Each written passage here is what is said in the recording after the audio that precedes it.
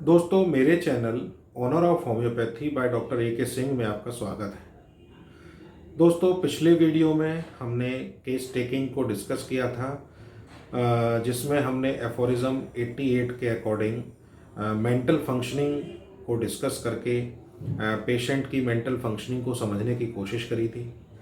और उसमें हमने ये देखा कि कैसे कॉन्शियस माइंड वर्क करता है, कैसे सबकॉन्शियस माइंड वर्क कर रहा है, सबकॉन्शियस माइंड कितना इम्पोर्टेंट है। तो ये सारी चीज़ें हमने पिछले वीडियो में डिस्कस करी थी। आज के इस वीडियो में दोस्तों हम डिस्पोजिशन को और पेशेंट के ह्यूमर को, और मैं थोड़ी सी अंडरस्टैंडिंग आपको मियाज़्म के बारे में भी दूंगा। और जो सामान्य लोग हैं वो मियाज़्म को नेगेटिव फोर्स के थ्रू समझ सकते हैं कि ये एक लाइफ में नेगेटिव फोर्स आ जाता है, और ये नेगेटिव फोर्स किस तरह से उस पर्सन को नेगेटिव इमोशंस में ले जाता है और धीमे धीमे उसको डीप नेगेटिव इमोशंस में ले जाता है। तो एक मैं आपको शॉर्ट वीडियो दिखाऊंगा एक पेशेंट का, और उस पेशेंट की फुल एक्सप्लेनेशन से हम ये समझेंगे कि किस तरह से उसके लाइफ व्यू में बदलाव आता है और वो उसकी डिजीज़ के लिए रेस्पॉन्सिबल होता है। तो कई पेशेंट्स दोस्तों हम लोगों से पूछते हैं कि होम्योपैथिक फिजिशियन बहुत देर तक पूछताछ करते हैं, इतनी हमसे लंबे समय तक वार्ता करते हैं और हमारे उन लाइफ व्यूज़ को जानने की कोशिश करते हैं, काफ़ी पर्सनल चीज़ों को जानने की कोशिश करते हैं, उनका हमारी बीमारी से क्या संबंध है। तो इस शॉर्ट वीडियो के माध्यम से दोस्तों आज हम ये समझने की कोशिश करेंगे कि वो लाइफ व्यूज़ एक होम्योपैथिक फिजिशियन के लिए, होम्योपैथिक सिस्टम ऑफ ट्रीटमेंट में इलाज लेने के लिए कितना महत्वपूर्ण है। तो पहले दोस्तों आप इस वीडियो को देखिए, उसके बाद हम इसकी एक्सप्लेनेशन को समझने की कोशिश करेंगे। और गुस्सा बहुत आता तो तोरी बोरी दे दूं। अच्छा, और क्या करता है गुस्से में? गुस्से में काम करेगा मन करता है। हाँ हाँ बहुत जुन न दे हाँ। जे अच्छा, कौन सा काम करने का मन करता है? कछु करवा। अच्छा, और गुस्से में तोड़ता क्या है? तोर तोर कछु मिल जाए और वजन उठावे को मन करता है। अच्छा वजन ऐसे करता है कि जा पेड़ी उखाड़ के फेंक दूं। अच्छा अच्छा, कब से हो रहा है ऐसा तुझे? ये मतलब कि 5 साल से है। अभी कितने साल की उम्र है तेरी? मैं 13 13 साल की। तो 5 साल पहले ऐसा क्या हुआ जो तुझे तकलीफ हो गई है? पहले हमारे पापा मतलब 5 साल पहले मतलब गुजर चुके हैं हमारे पापा। अच्छा, तो उनके गुजरने के बाद से ही तुझे ऐसा हो गया है? अच्छा, और क्या तकलीफ है तुझे शरीर में? और कछु नहीं। भूख कैसी लगती है? भूखा मन कत्तो है खाऊं तू मन ना कत्तो तो कछु ना खाऊं तू। प्यास कैसी लगती है? प्याज तो खुजूर नकी लगते। हाँ, लैट्रिन कैसी होती है? बढ़िया पेशाब? बढ़िया। अच्छा, घर में कौन कौन है तेरे? मम्मी और मेरी छोटी बहन है।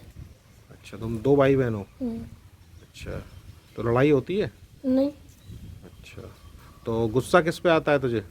वो मतलब कि कोई मैं काम कर रहा हूँ। हाँ। तो मुझे कोई कछु कहे तो मुझे आता गुस्सा। अच्छा, और अगर किसी ने तुझसे कठोरता से बात करी तो? कटोरे याद है तो मार दूंगा जानते। ओए, एक्चुअली गुस्सा हो गया। गलती गलती मतलब दूसरे की भैया मुँह ते कछु कह रहे हो तो मुँह बहुत जुत्ती गुस्सा हो गया। अच्छा, तो ये ऐसा तेरे को कब से हो गया है ऐसा? जब अब तो मतलब गुस्सा हुआ तो ये 2-3 साल पहले थी ये। अच्छा, और पहले क्या था? पहले तो ठीक हो जा पापा तक। जब सही था? तो पापा के बाद तुझे ऐसा क्या लगा जो ऐसा हो गया तो? तो क्या भी पापा चले गए। दोस्तों, वीडियो आपने देखा और उसमें देखा आपने कि बच्चे को किस तरह से प्रॉब्लम शुरू हुई हैं कि उनके फादर की डेथ हो गई, और डेथ के बाद से उसने किस तरह से चीज़ें उसकी चेंज हुई। तो सबसे पहले दोस्तों इम्पॉर्टेंट है डिस्पोजिशन। तो आपने देखा कि पेशेंट ने अपनी सारी बातें मेरे से बिना पूछे ही बताना शुरू किया कि अगर मुझे कोई रोका टोकी करता है तो गुस्सा आता है, अगर मुझसे कोई बात कर रहा है तो मुझे बहुत गुस्सा आ रहा है। तो इस तरह के जो पेशेंट होते हैं दोस्तों, इनको हम एक्सट्रोवर्ट डिस्पोजिशन में लेते हैं। ये पेशेंट एक्सट्रोवर्ट हैं जो अपने सारे स्टेटमेंट को फिजिशियन से पूछने से पहले ही बताना शुरू कर देते हैं। तो हमारे लिए ये बहुत इम्पोर्टेंट है कि एक्सट्रोवर्ट पर्सन है कि इंट्रोवर्ट पर्सन है। तो ऐसे पर्सन एक्सट्रोवर्ट होते हैं। तो एक हमने डिस्पोजिशन पता कर लिया एक्सट्रोवर्ट। दूसरा दोस्तों देखा कि इनके फादर की डेथ के बाद इनको ये सारे बदलाव आना शुरू हुआ पेशेंट के अंदर।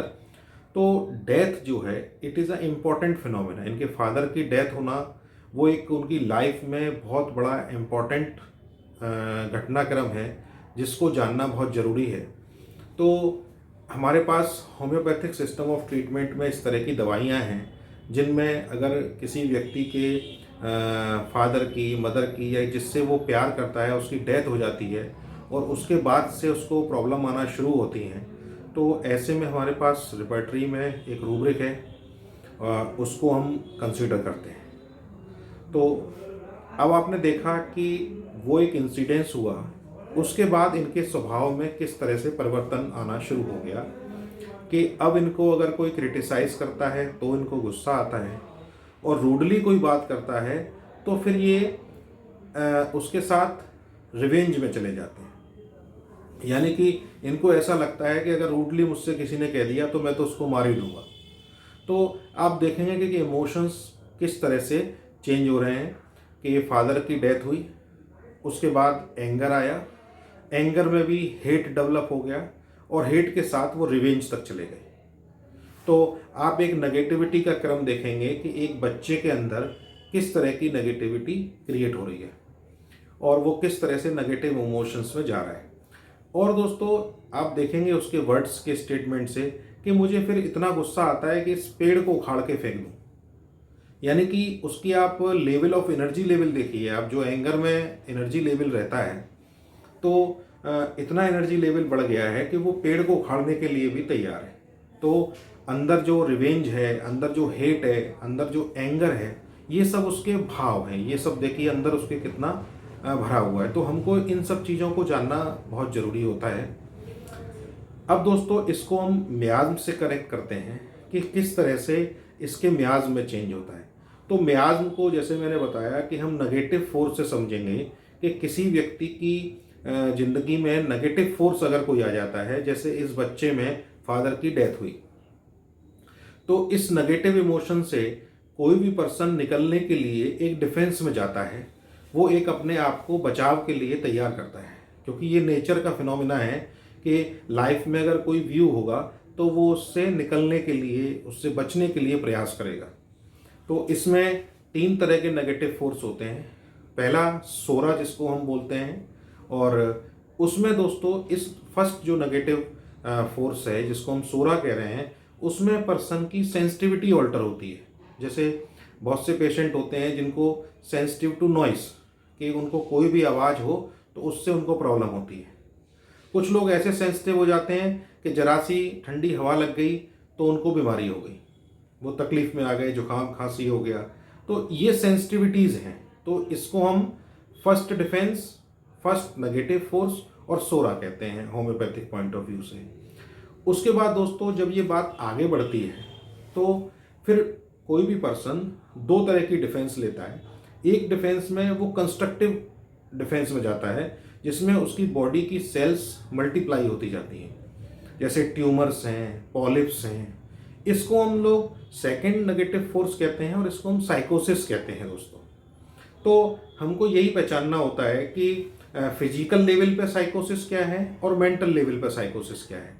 तो जो पर्सन, अब जैसे इस बच्चे को आपने देखा कि मैंने पूछा कि अगर कोई आपको क्रिटिसाइज करे तो कैसा लगता है, यानी कि सेंसिटिव टू क्रिटिसिज्म। ये बच्चा पहले क्रिटिसिज्म से सेंसिटिव हुआ, यानी कि ये फर्स्ट नेगेटिव डिफेंस है इसकी, कि उसने कहा कि मुझे गुस्सा आता है। उसके बाद दोस्तों जो कंस्ट्रक्टिव डिफेंस है, साइकोसिस है, जिसमें बॉडी के लेवल पे हम देखेंगे तो उनको जो है पॉलिप्स हैं और बाकी सारी कंस्ट्रक्टिव चीज़ें मिलती हैं, जैसे वार्ट्स हैं स्किन पर, तो आउटग्रोथ्स हैं, कोई भी ट्यूमर्स हैं, सिस्ट हैं, ये सब साइकोसिस के अंदर आती हैं। ये सेकंड डिफेंस है। तो हम लोग दोस्तों इसके बाद हम थर्ड डिफेंस को डिस्कस करते हैं। थर्ड डिफेंस में सेल का लॉस होने लगता है, जिसमें अल्सरेशंस होने लगते हैं, स्किन में क्रैक्स हो रहे हैं स्किन में, और इस तरह से सेल का लॉस होता है। तो इसको हम थर्ड नेगेटिव डिफेंस लेते हैं, नेगेटिव फोर्स लेते हैं और इसको हम सिफिलिस कहते हैं।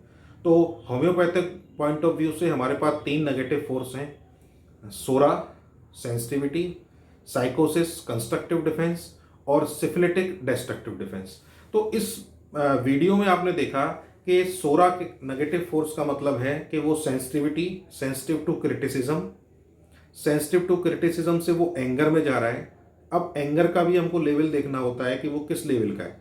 ये एंगर हेट में कन्वर्ट हो गई और हेट रिवेंज में कन्वर्ट हो गई, यानी कि ये डिस्ट्रक्टिव मैनर है। तो ये माइंड के लेवल पर सिफिलिस है।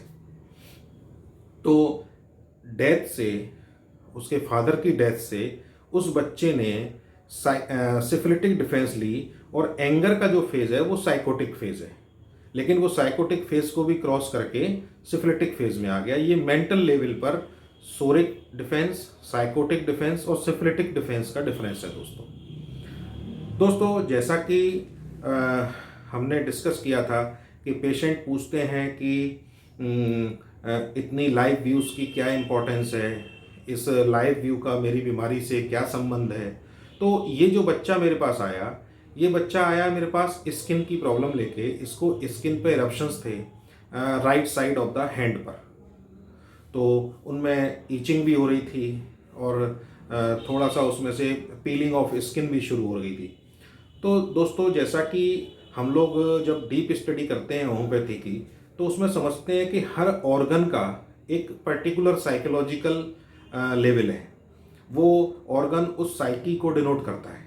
तो स्किन जो है दोस्तों, वो हमारे को नेचर ने टच के लिए दी है, जिससे हम उसमें कोई चीज़ टच करके उसको फील कर सकें कि ये टच से हम उसको पहचान सकें।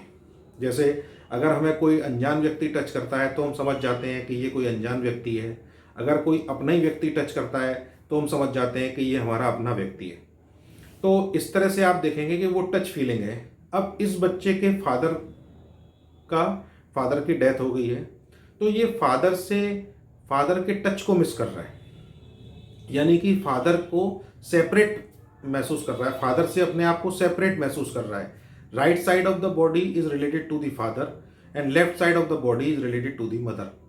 तो राइट साइड में इरप्शंस हैं जो इस बात को शो कर रहे हैं कि कहीं ना कहीं फादर से रिलेटेड है, और फादर की चूंकि डेथ हो चुकी है, इसलिए वो फादर से सेपरेशन फील कर रहा है। स्किन पर दोस्तों सेपरेशन कॉन्फ्लिक्ट आता है।